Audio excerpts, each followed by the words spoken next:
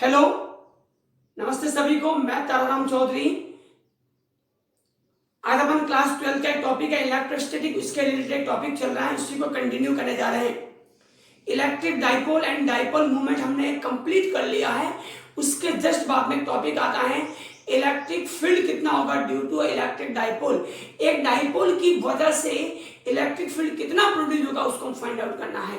Okay, second हम उसके दो कंडीशन हमने पढ़ी थी, एक तो पढ़ी थी एक्सियल लाइन, एक पढ़ी थी इक्वेटोरियल लाइन। अगर डाइपोल उस डाइपोल की लाइन को बोलते हैं एक्सियल लाइन बोलते हैं, उसके परपेंडिकुलर लाइन को क्या बोलते हैं अपन लोग, इक्वेटोरियल लाइन पर बोलते हैं। तो यहाँ पर हम इलेक्ट्रिक फील्ड फाइंड आउट करेंगे due to electric dipole on axial line, और एक बार करेंगे इक्वेटोरियल लाइन पर।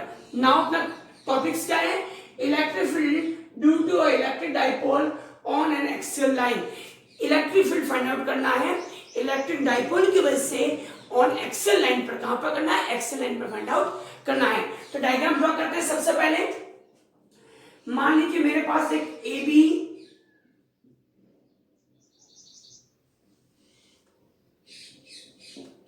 Positive charge, negative charge A B electric dipole है। इसका मिड पॉइंट है O। ये डिस्टेंस कंप्लीट एक 2 है, तो ये भी हो जाएगी, ये भी क्या हो जाएगी A। इस O से R डिस्टेंस पर इसी लाइन में एक पॉइंट रखा हुआ P। इस P पॉइंट पर हमें इलेक्ट्रिक फील्ड फाइंड आउट करना है इस इलेक्ट्रिक डाइपोल की वजह से। आप समझने में क्या कह रहा हूं, हमें इस P पॉइंट पर इस इलेक्ट्रिक डाइपोल की वजह से यहां पर इलेक्ट्रिक फील्ड क्या करना है, फाइंड आउट करना है। उसको हम बोलते हैं एक्सियल लाइन बोलते हैं। क्या बोलते हैं, एक्सियल लाइन बोलेंगे। सबसे पहले हम क्या करते हैं, इस P पॉइंट पर ये डिस्टेंस है, मिड पॉइंट से डिस्टेंस कितनी है, R है। इस P पॉइंट पर इलेक्ट्रिक फील्ड के डायरेक्शन शो करते हैं। ये पॉजिटिव चार्ज है, इससे हमेशा इलेक्ट्रिक फील्ड का आउटर होता है, इसको हम रिप्रेजेंट कर रहा हूं E A से। और ये नेगेटिव चार्ज है B पॉइंट पर, इसके वजह से क्या होगा, हमेशा चार्ज की तरफ इनवर्ड होता है, इसको बोलेंगे EB। पॉजिटिव चार्ज था, इस समय से इलेक्ट्रिक फील्ड आउटर होता है, और नेगेटिव चार्ज से हमेशा क्या होता है, इलेक्ट्रिक फील्ड इनवर्ड होता है। इट मींस P पर दो तरह के इलेक्ट्रिक फील्ड होंगे, एक तो होगा EA जो कि आउटर है, और EB क्या है, इनवर्ड है। दोनों के डायरेक्शन एक दूसरे के क्या है, परपेंडिकुलर है, हमेशा अपोजिट है। सॉरी, अपोजिट है, परपेंडिकुलर नहीं है, अपोजिट है। ओके, चलिए अब क्या करते हैं, पहले अपन अलग अलग फाइंड आउट करते हैं। पॉइंट ए से कितना इलेक्ट्रिक फील्ड होगा ड्यू टू पॉइंट चार्ज की वजह से, पॉइंट पी पर कितना होगा, और बी की वजह से पॉइंट पी पर कितना इलेक्ट्रिक फील्ड होगा, उसको फाइंड आउट करते हैं। हमने पहले ही पढ़ा है electric field due two point charge होता है E=KQ/R²। एक पॉइंट चार्ज की वजह से R डिस्टेंस पर इलेक्ट्रिक फील्ड कितना होता है, E=KQ/R²। देन मैं बोलूंगा यहाँ पर इलेक्ट्रिक फील्ड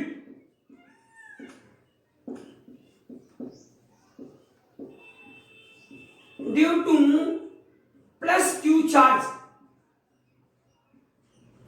इसकी वजह से P पॉइंट पर कितना होगा, उसको मैं रिप्रेजेंट कर रहा हूं EA क्या होगा, K का K, Q का Q, R²। यहां से यहां तक की डिस्टेंस, ये डिस्टेंस कितनी है R, ये कितनी है A, तो ये कितनी हो जाएगी R+A। तो R+A का स्क्वायर इक्वेशन नंबर 1। इसकी डायरेक्शन क्या है, आउटर है, P से A की तरफ है, ओके, बाहर है। सेकेंड में किसकी बात कर रहा हूं, -Q चार्ज की वजह से इलेक्ट्रिक फील्ड कितना होगा एट ए पॉइंट P पर। यहां लिखूंगा electric field due two plus Q charge, sorry negative Q charge,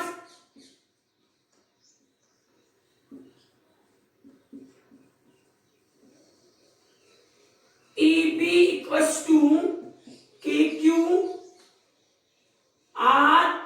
distance find out करो, डिस्टेंस कितनी है, ये वाली, ये डिस्टेंस है R, ये है A, दी हो जाएगी R-A। Equation number 2। हमने प्लस Q की वजह से इलेक्ट्रिक फील्ड कितना होगा पॉइंट P पर फाइंड आउट कर दिया, और माइनस चार्ज की वजह से इलेक्ट्रिक फील्ड कितना होगा पॉइंट P पर फाइंड आउट कर दिया। हमें ये भी पता है कि पॉइंट P पर दो तरह के इलेक्ट्रिक फील्ड वर्क कर रहे हैं, EA और EB वर्क कर रहा है, जो कि दोनों एक दूसरे के अपोजिट हैं। अब अगर एक मेरी बात समझना, अगर पॉइंट P पर अगर EA और EB की वैल्यू अभी इक्वल नहीं है, अगर EA और EB की वैल्यू इक्वल होती देन P पॉइंट पर इलेक्ट्रिक फील्ड क्या होगा, 0 होगा, क्योंकि जितना E है उतना EB है, दोनों एक दूसरे के अपोजिट है। देन उसका उसका इलेक्ट्रिक फील्ड पॉइंट पी पर क्या होगा, 0 होगा। लेकिन ऐसा नहीं है, बिकॉज ई ए और ई बी दोनों की वैल्यू बिल्कुल सेम नहीं है। ई ए और ई बी की वैल्यू दोनों अलग अलग है। इसका मतलब क्या करेंगे, जो ज्यादा उसको कम, उसमें से क्या करेंगे, माइनस करेंगे, सब्ट्रैक्शन करेंगे, वो पॉइंट पी पर क्या आ जाएगा, इलेक्ट्रिक फील्ड फाइंड आउट हो जाएगा। अब अगर मैं डायग्राम ड्रॉ कर रहा हूं, यहां पर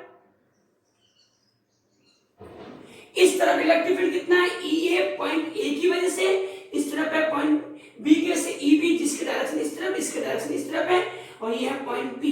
अब यहाँ पर हमें ये देखना है पॉइंट पी पर दो तरह के इलेक्ट्रिक फील्ड वर्क कर रहे हैं, ई एंड ई बी, और हमें यहाँ ये भी पता है दोनों इक्वल नहीं है। अगर इक्वल होते हैं देन दोनों तो क्या होता, 0 होता, देन पी पॉइंट पर इलेक्ट्रिक फील्ड 0 होता। लेकिन ऐसा नहीं है, दोनों की वैल्यू क्या अलग अलग है। इसका मतलब ये होगा, अब पी पॉइंट पर क्या होगा, ज्यादा में से कम को क्या करना पड़ेगा, सब्ट्रैक्ट करना पड़ेगा। अब ज्यादा कॉइन है, ज्यादा फॉर्मूला ये होता है बेटा इलेक्ट्रिक फील्ड का, E equals to K Q by are square. मतलब ये जो ज्यादा डिस्टेंस पर है उसका इलेक्ट्रिक फील्ड क्या होगा, कम होता है। इट मीन जो पास में उसका इलेक्ट्रिक फील्ड ज्यादा, जो दूर है उसका इलेक्ट्रिक फील्ड क्या होगा, कम होगा। इसका मतलब ये हुआ कि प्लस क्यू अर्थात ई ए है वो क्या है, कम, और ई बी क्या है, ज्यादा है। देन लिखेंगे पी पॉइंट पर टोटल इलेक्ट्रिक फील्ड क्या होगा, then E equals to E B minus E A. ये हमने ई बी माइनस ई ए क्यों लिखा, न कि ई ए माइनस ई बी क्यों नहीं लिखा, बिकॉज मैं क्या कह रहा हूं, पी पॉइंट पर क्या होगा, हमेशा ज्यादा में से कम को माइनस करेंगे, और ज्यादा किसका है, ई बी का इलेक्ट्रिक फील्ड ज्यादा होगा। क्यों होगा, क्योंकि पी पॉइंट के नजदीक जो पास है उसकी दूरी कम होगी, दूरी कम होगी तो इलेक्ट्रिक फील्ड क्या हो जाएगा, ज्यादा होगा। देन हम बोलेंगे ई बी ज्यादा है, ई ए कम है, देन ई बी में से मैंने ई को क्या कर दिया, सब्ट्रैक्ट कर दिया। अब यहाँ पर ई बी और ई ए की वैल्यू पुट अप करूंगा, देन ई क्या हो जाएगा, E equals to E B की वैल्यू कितनी है, K Q R minus A का square minus K Q R plus A का स्क्वायर। क्या मैं यहाँ से के क्यू कॉमन ले लूं क्या, E equals to K Q मैंने कॉमन ले लिया, देन रिमेनिंग रहेगा 1 upon 1 minus R minus A का square minus 1 upon R plus A का स्क्वायर होल स्क्वायर। ओके, अब हम क्या करते हैं यहाँ पर, E equals to K Q का के क्यू पुट अप कर दिया, इनका मैं एलसीएम लूंगा।